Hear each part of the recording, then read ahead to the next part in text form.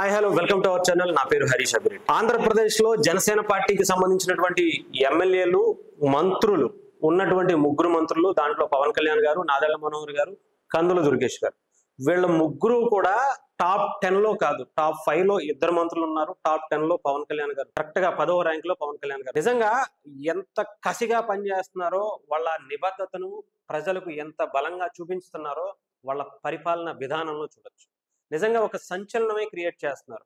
ఒక పంచాయతీరాజ్ శాఖ మంత్రిగా పవన్ కళ్యాణ్ గారు టాప్ 10 లో ఉన్నారు అంటే ఎన్ని వందల వేల ఫైళ్లు పవన్ కళ్యాణ్ గారి చేతిలో ఉన్నా కూడా అవన్నీ క్లియర్ చేసుకుంటూ, గత ప్రభుత్వాల తాలూకావి, ఇప్పుడున్నవి, రోడ్లు వేయాల్సినవి, వాటర్ ట్యాంకులు కట్టాల్సినవి, పైప్ లైన్లు వేయాల్సినవి, డ్రైనేజీలు కట్టాల్సినవి, గోకులాలు కట్టాల్సినవి, కరెంటు పెట్టాల్సినవి, నీళ్లు పంపించాల్సినవి, ఎన్నో ఎన్నో ఎన్నో ఫైల్స్ ని ఒక్కొక్క మండలానికి, ఒక్కొక్క పంచాయతీకి ఎన్ని నిధులు కేటాయించాలి, ఎక్కడ కట్టాలి, ఎందుకు కట్టాలి, కట్టాలా అవసరం లేదా, ప్యూరిఫైడ్ వాటర్ పరిస్థితి ఏంటి, వాటితో పాటు పవన్ కళ్యాణ్ గారు ఆయన నియోజకవర్గం పిఠాపురం గురించి మాట్లాడుకోవాలి, పిఠాపురంలో ఉన్నటువంటి పరిస్థితుల గురించి తెలుసుకోవాలి, వాళ్ళ నాయకులతో మాట్లాడాలి, అక్కడ ఉన్నటువంటి సమస్యలపై దృష్టి పెట్టాలి, వాటితో పాటు ఆయన పార్టీని చూసుకోవాలి, ఆయన పార్టీలో ఉన్నటువంటి స్థితిగతులను చూసుకోవాలి, ప్రతి నాయకుడిని మాట్లాడాలి.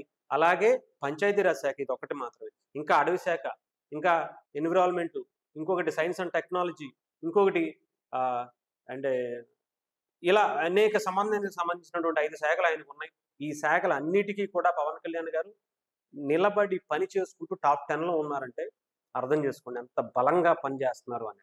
ఇకపోతే నాదెళ్ల మనోహర్ గారు టాప్ 4 లో ఉన్నారు. ఆయన కూడా నిజంగా అంటే అటు దీనికి సంబంధించి, ఆయన శాఖకు సంబంధించి ఎన్ని ఇబ్బందులు వచ్చినాయి మనం చూసాం కదా.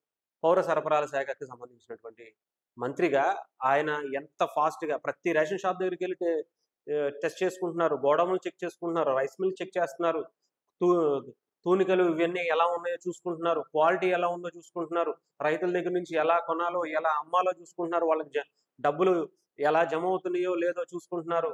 అంతేకాకుండా మళ్ళీ అక్రమంగా తరలిస్తున్నటువంటి రేషన్ బియ్యాన్ని పట్టుకుని ఆ దారులను వెతుకుతూ ఆ ఒక మాఫియాతో పెట్టుకున్నటువంటి మంత్రిగా నాదెళ్ల మనోహర్ గారిని చూసాం.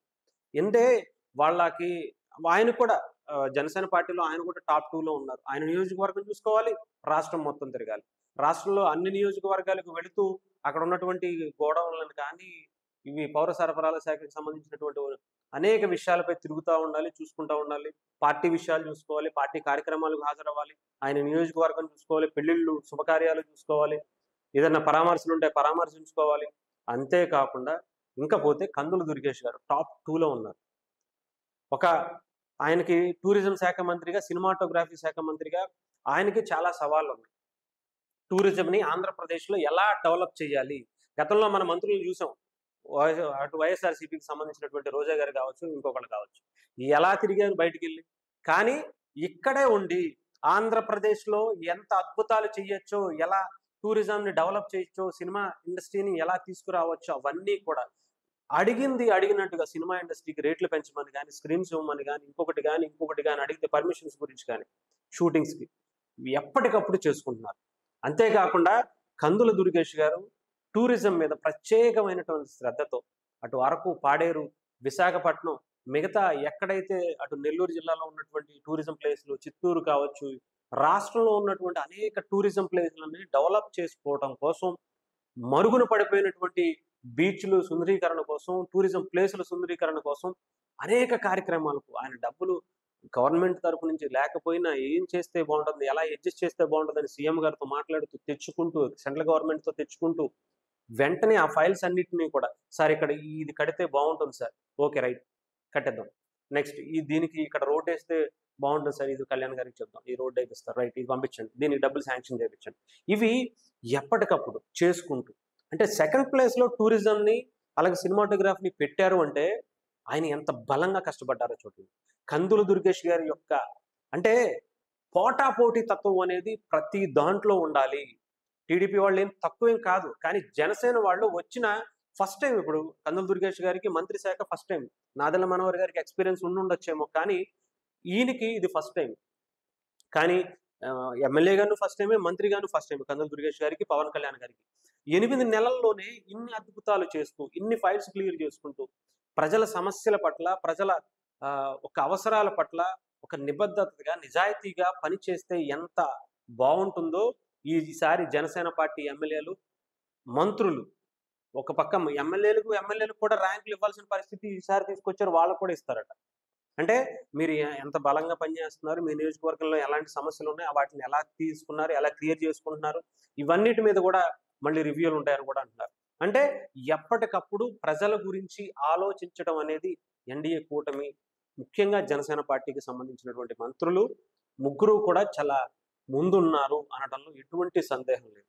పవన్ కళ్యాణ్ గారికి 10వ ర్యాంక్ వచ్చినా, కందుల దుర్గేష్ గారికి 2వ ర్యాంక్ వచ్చినా కూడా టాప్ 10లో ఉన్నారు.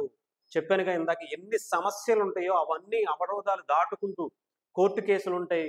వాళ్ళు కొంతమంది ఆ ప్లేసులు ఇవ్వలేని వాళ్ళు ఉంటారు, ఇవ్వను అంటారు, వాళ్ళకి డబ్బులు అడ్జస్ట్ చేసుకోవాలి, చాలా రకాలైనటువంటి పర్మిషన్స్ తీసుకోవాలి. అవన్నీ తీసుకుంటూ ఆ ఫైల్స్ని క్లియర్ చేసుకుంటూ టాప్ 2కి రావటం, అలాగే టాప్ 4కి కానీ టాప్ 10లో ఉండటం అనేది ఆషామాషి విషయం కాదు. ఇది జనసేన పార్టీ నిబద్ధత. పవన్ కళ్యాణ్ గారు వాళ్ళ మీద చెప్పినటువంటి రూల్స్కి వాళ్ళ చాలా బలంగా పనిచేస్తున్నారు అని అనడంలో ఎటువంటి సందేహం లేదు. డెఫినెట్గా వీళ్ళు 8 నెలల్లోనే మ్యాసివ్ చేంజెస్ తీసుకొస్తే ఇప్పటికిప్పుడు కందుల దుర్గేష్ గారు చేసినటువంటి కార్యక్రమాలు మనం చూసాం. అటు అరకు పాడేరుకి సంబంధించినటువంటి అనేక టూరిజం కార్యక్రమాలు చేసుకుంటూ వచ్చారు. గతంలో ఎన్నడూ చేయనటువంటిది అరకు కాఫీని, అరకు ట్రైబల్ ఏరియాస్కి సంబంధించినటువంటి అనేక చలి పండుగ అని చెప్పి ఒక కార్యక్రమాన్ని పెట్టారు. నాదెళ్ల మనోహర్ గారు ఎలాంటి కార్యక్రమాలు చేశారో మనం చూసాం. రేషన్ షాపుల్లో ఉన్నటువంటి అనేక అక్రమాలను వాటిని బయటికి తీసుకొచ్చి డైరెక్ట్గా ప్రజలకు చూపించేటువంటి కార్యక్రమాన్ని ఆయన తీసుకొచ్చారు. అలాగే సీజ్ ద షిప్ అని చెప్పి పవన్ కళ్యాణ్ గారి గురించి అసలు మనం చెప్పాల్సిన అవసరమే లేదు. రోజుకొక సంచలనం, రోజుకొక హిస్టరీని క్రియేట్ చేస్తున్నటువంటి వ్యక్తి పవన్ కళ్యాణ్ గారు.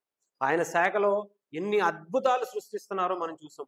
అటు అడవి శాఖకి సంబంధించి గుంకి ఏనుగుల్ని ఇతర వేరే పార్టీ అధికారంలో ఉన్నా కూడా, కాంగ్రెస్ పార్టీ అధికారంలో ఉన్నటువంటి కర్ణాటక నుంచి కూడా ఒప్పించి తీసుకొచ్చారంటే ఆయన స్థాయి ఏంటో, ఆయన ఆలోచనలు ఏంటో అర్థం చేసుకోవచ్చు.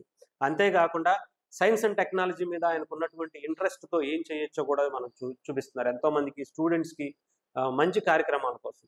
అలాగే ఇక్కడ ఉన్నటువంటి ఎన్విరాన్మెంట్ గురించి, అలాగే పంచాయతీరాజ్ శాఖ గురించి అయితే ప్రత్యేకంగా మనం ఇన్ని సంవత్సరాల భారతదేశ చరిత్రలో వేయలేనటువంటి రోడ్లను పవన్ కళ్యాణ్ గారు వచ్చినటువంటి 6 నెలల్లోనే వేసి ఒక హిస్టరీ క్రియేట్ చేశారు. గ్రామ సభలు నిర్వహించి ఒక వరల్డ్ రికార్డే క్రియేట్ చేసినటువంటి వ్యక్తి పవన్ కళ్యాణ్ గారు. డెఫినెట్గా మామూలుగా ఉండదు. నెక్స్ట్ 5 ఏళ్ల పాటు వీళ్ళు ఒక చరిత్ర సృష్టించబోతున్నారు.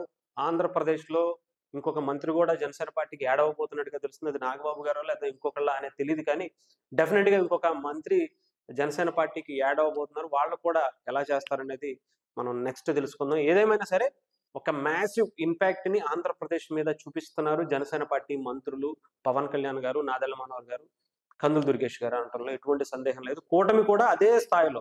ఫరూక్ గారు టాప్ 1లో ఉన్నారన్నా, మిగతా మంత్రులు నిమ్మల రామారెడ్డి గారు టాప్ 22లో ఉన్నారన్నా కూడా ఇబ్బందులు ఉన్నాయి. నిమ్మల రామారెడ్డి గారికి ఉండేటువంటి ఫైల్స్ అలాంటి వేల ఫైల్స్ ఉంటాయి. అవన్నీ క్లియర్ చేయడంలో ఆయన ఒకరోజు శ్రీకాకుళం, ఒకరోజు చిత్తూరు, ఒకరోజు ఆయన నియోజకవర్గం, ఒకరోజు పోలవరం, ఎక్కడ పడితే అక్కడ ట్రైన్లో తిరుగుతూ నైట్ ఎక్కుతారు, పొద్దున్న అక్కడ దిగుతున్నారు, మళ్ళీ అక్కడ పని చూసుకుంటున్నారు, మళ్ళీ నైట్ ట్రైన్ ఎక్కుతున్నారు, మళ్ళీ విజయవాడ వస్తున్నారు, క్యాబినెట్ మీటింగ్లకు అటెండ్ అవుతున్నారు, ఆ నియోజకవర్గాలకు వెళ్తున్నారు, మళ్ళీ వేరే వాళ్ళ నియోజకవర్గాలు చూస్తున్నారు, ఎక్కడెక్కడ నీటికి సంబంధించి ఇవ్వాలి, ఎక్కడ రిలీజ్ చేయాలి, ఎక్కడ డబ్బులు కావాలి, ఎక్కడ పెట్టాలి, ఎక్కడ తీసుకోవాలి, ఇవన్నీ కూడా ఎవరి పనులు వాళ్ళకు ఉన్నాయి. హోమ్ మినిస్టర్ గారు కావచ్చు, అనిత గారు కావచ్చు. సో ఎవరైనా సరే చాలా బలమైన ఇంపాక్ట్ ఈసారి అయితే చూపిస్తున్నారనడంలో ఎటువంటి సందేహం లేదు.